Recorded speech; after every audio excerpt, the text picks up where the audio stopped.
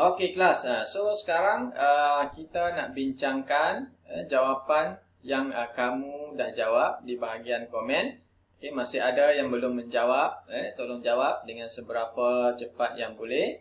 Okey. Baik, soalan yang pertama tadi kita dah lihat.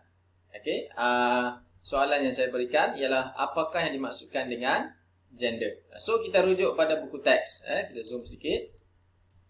Okey, apa yang dimaksudkan sebagai dengan gender? Okey, merujuk kepada di sini, bahagian pengenalan. Istilah gender iaitu merujuk kepada pandangan umum masyarakat berkenaan cara seseorang membawa diri, sama ada dari segi pertuturan dan tingkah laku seorang lelaki ataupun perempuan.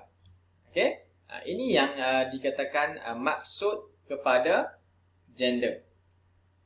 Okey, baik. Kemudian yang kedua, okey, apakah yang dimaksudkan dengan identity gender? Okey, identity gender kita lihat di bahagian sekejap ya. Okey, di bahagian ini, identity gender dalam perbualan antara Zain dan juga Nitya.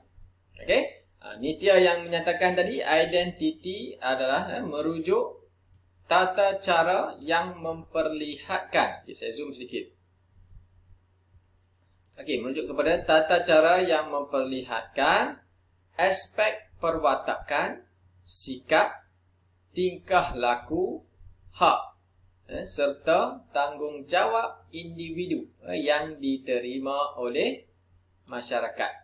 Okey. Ini adalah jawapan bagi identity gender. Okey. Kemudian soalan yang berikut dia. Okey, berkenaan dengan peranan gender. Okey, peranan gender kita lihat pada perbualan yang sama antara Nitya dan juga Zain. Okey, di rangkap ataupun perbualan yang terakhir, peranan gender. Okey, meliputi aspek perwatakan, sikap, tingkah laku dan hak tanggungjawab individu yang diterima oleh masyarakat. Sebagai contoh dia tadi, iaitu merujuk kepada saya lihat ayahnya sentiasa memastikan keselamatan anaknya, ibunya pula membekalkan roti agar anaknya tidak lapar. Okey, ini yang dikatakan sebagai peranan gender. Bagi ayah, dia melihat peranan sebagai seorang ayah untuk memastikan keselamatan anaknya.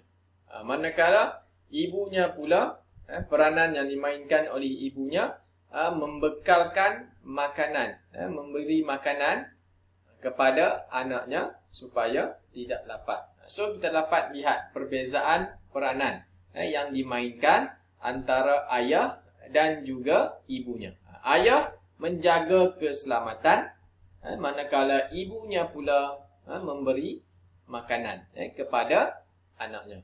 Okey, baik. Kemudian yang seterusnya, okey, yang dimaksudkan dengan proses sosialisasi. Okey, apa yang dimaksudkan dengan sosialisasi? Okey, kita lihat pada muka surat ini. Okey, baik, zoom sedikit. Okey, baik. Di sini kita katakan sebagai satu proses sosialisasi. Ini maksud dia. Okey, proses sosialisasi ini melibatkan pembentukan peranan gender melalui proses pemerhatian dan peniruan. Iaitu, okey, dengan penjelasan yang lebih terperinci, iaitu mengikuti apa-apa yang diwarisi dari satu generasi kepada generasi yang berikutnya. Seperti contoh yang saya berikan tadi. Anak-anak melihat, memerhati tingkah laku ibu atau bapa mereka. Okey, daripada situ akan berlaku proses sosialisasi ini. Mereka ataupun anak-anak tadi melakukan proses pemerhatian dan juga peniruan. Okey, itu yang berlaku dalam sesebuah keluarga. Sebab itu jadi dikatakan dia akan mengikuti apa-apa yang diwarisi dari satu generasi kepada generasi yang berikutnya. Okey? Baik, kemudian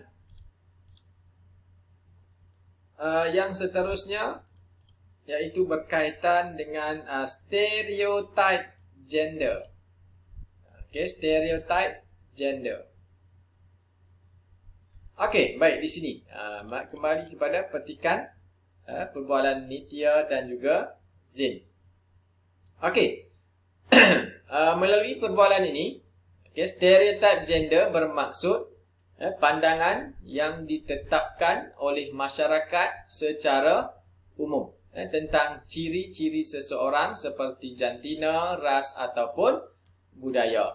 Seperti contoh yang dapat kita lihat di sini, Nitya dan juga Zin. Mereka ni berada dalam Stadium Nasional.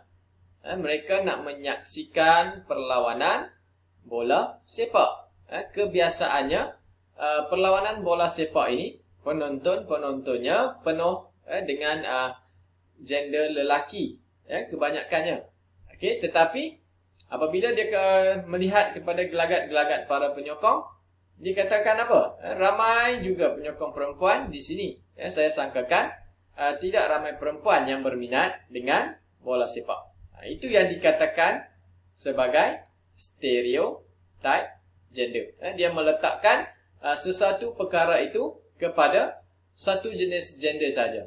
Contohnya bola sepak, penontonnya selalu yang ramai lelaki saja yang boleh menonton. Itu yang dimaksudkan sebagai stereotype gender. Tetapi pada masa kini, bola sepak juga digemari oleh wanita. Penonton-penonton wanita juga turut serta menyaksikan bersama-sama dengan lelaki.